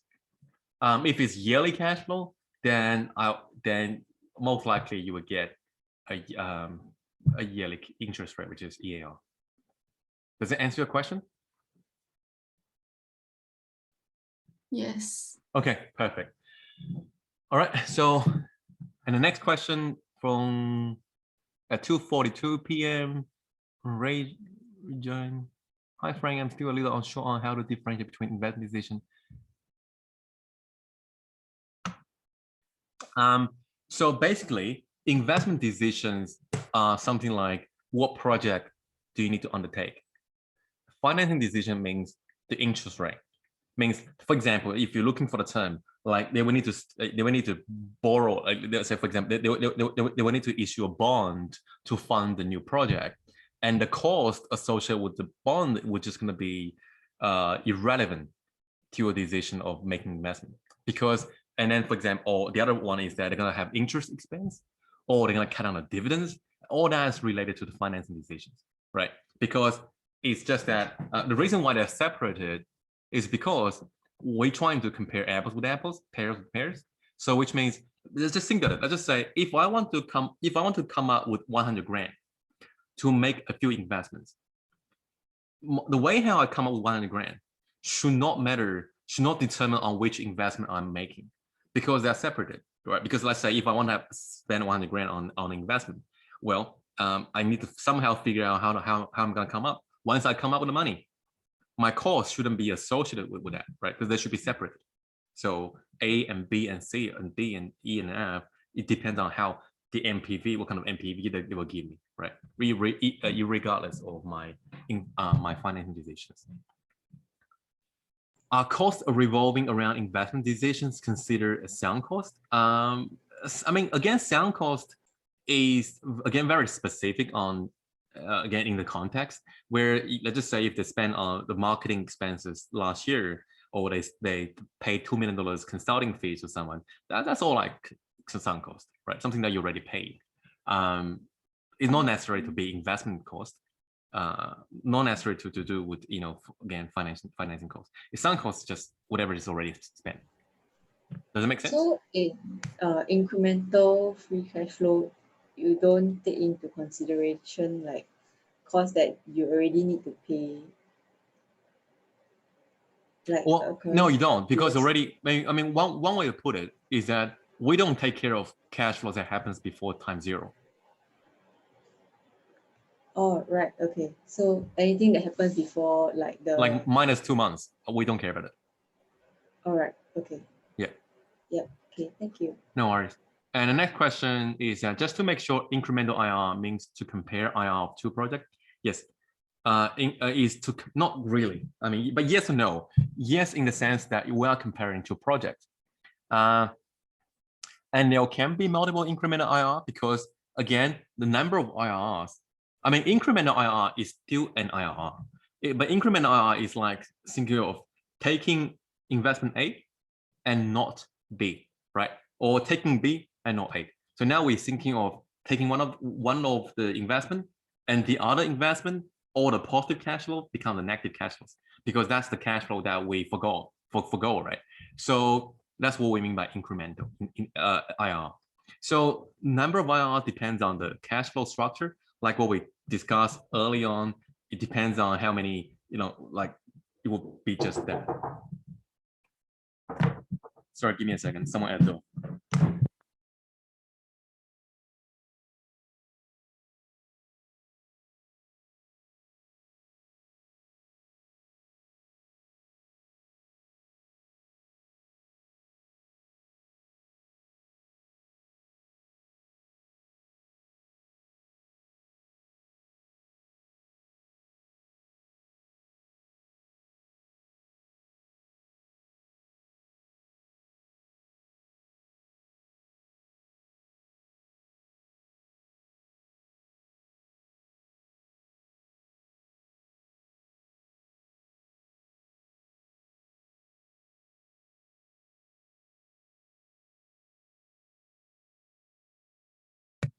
Sorry, it's just a postman, and I can't pretend I'm not here because they can hear me.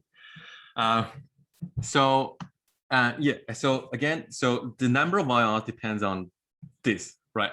It doesn't matter whether it's incremental. It doesn't matter whether it's incremental or just IRR itself. But it's just that. And the reason why we want to use incremental IRR is that we no longer need to compare two numbers, two IRRs. We just need to think about one IRR and then compare that with our cost of capital, right?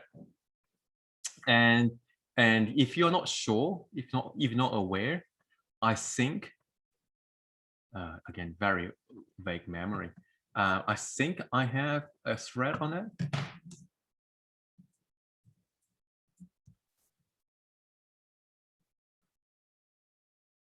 Oh, there we go. If you go to Forum 01, I have a thread on lecture 8, incremental IRR rule. So if you take a look at what I explained over there, that should be more than enough, right? Yeah, that should be more than enough.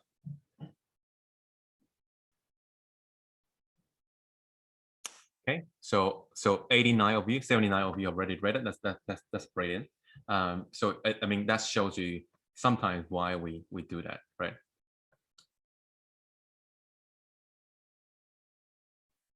Okay, any other questions?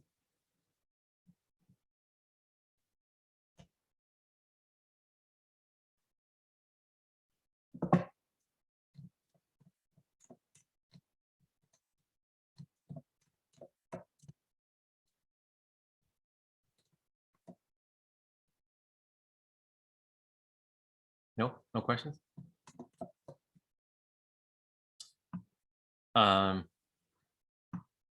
Okay, Bryce, because I mean, I guess it took a while for you to type it. Have final exam results in previous years being similarly as low as mid-semester result? No, usually it's a lot higher. So mid-semester exam this year, as you already know, is slightly higher than what we used to have. It used to be something like, I don't know, like 50% for mid-semester exam, but something like over 60 something percent for final exam. And the fail rate, and let me show you quickly the fail rate. Let me show you how many people are gonna fail. I mean, I can't show you how many people because I don't know, right? But what I can show you is to hopefully it comes up, because I mean, if there's any got like people's names in it, then I will just close it because I can't show you people's names.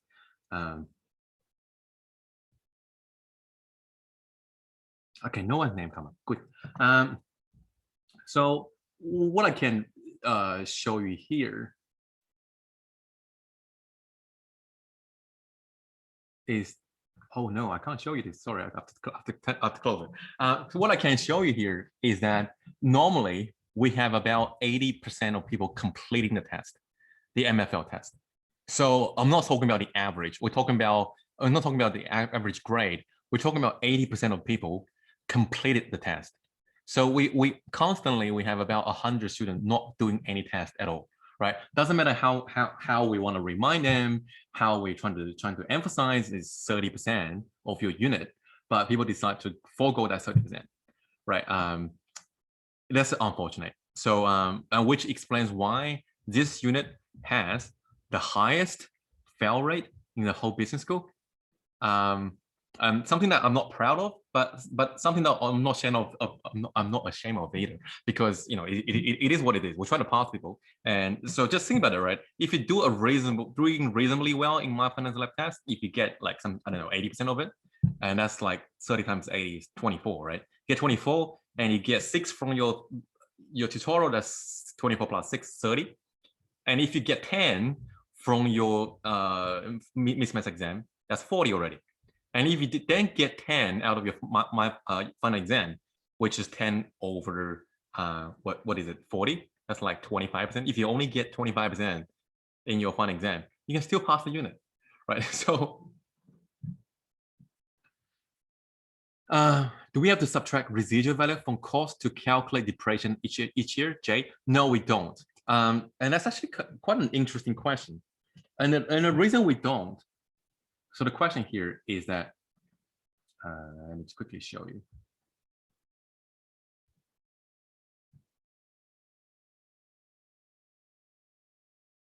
So if you take a look at the chat box, Jade asking this question.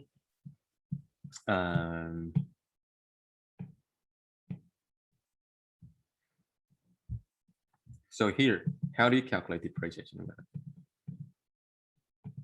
So in this unit, we're saying is this. But alternatively, it could be this. Right? Alternatively, why not this one? Like, why not? Would anyone want to have a guess why that's not the case? Why don't we go for this?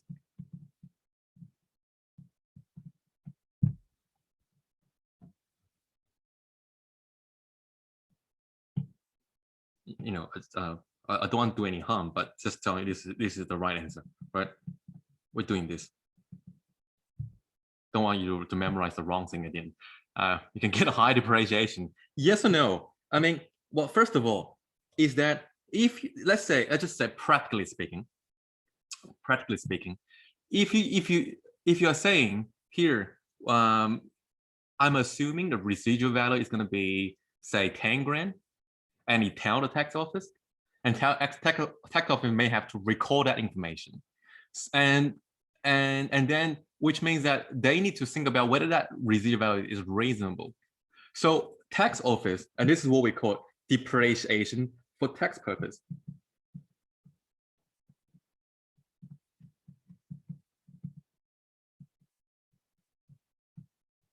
And this is what we've done in Australia. That tax office assumes all residual equals to 0. Why do they make this assumption? It makes their life easier.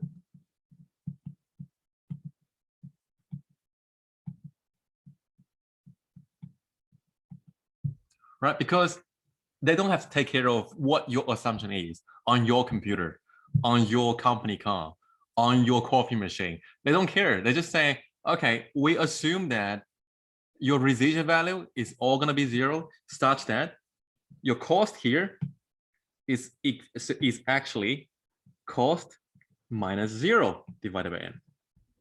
Because we assume all the residual values is 0 at the end.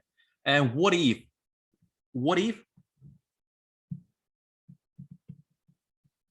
residual is not 0 at the end? Then we have this formula. Right?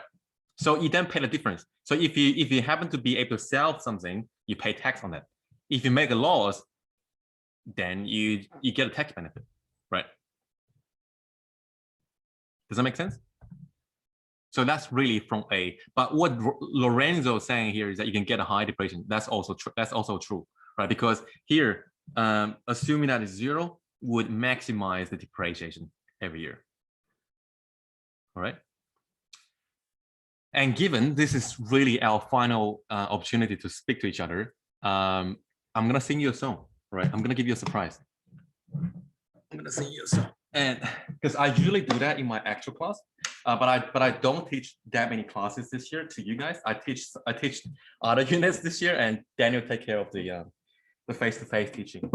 So I'm going to sing you a song, and it's the same song that I would have sang to you if I teach face-to-face. I have that song in my mind, but I don't change the lyric this year. I usually do because if you look at my YouTube channel, I tend to sing a different song that I change the lyrics to finance, such that it's meaningful, right? And again, the purpose of doing so is really to encourage you to step out of your comfort zone, right? I've been quite confidently talking about finance to you guys, and but you know, singing is probably not my forte. And I'm gonna sing you a song which I can't find can't find it just yet. Let me find it. All right. So I'm gonna share you the. Can you guys see the lyrics?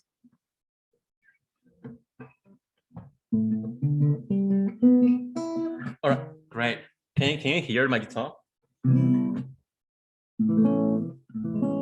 Can you hear? All right, perfect. Okay, so this song is called Que Sera Sera. I haven't done it before for my other unit yet, but my wish to you is that, you know, whatever that will be. So don't worry about final exam. Life goes way beyond final exams, right?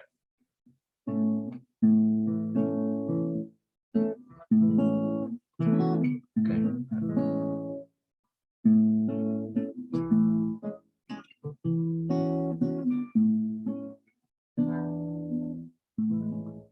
When I was just a little girl, I asked my mother, what will I be?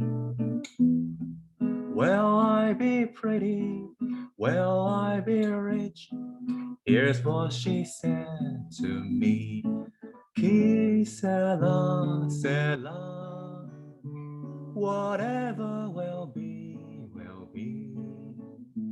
The future's not ours to see. Que sera, sera.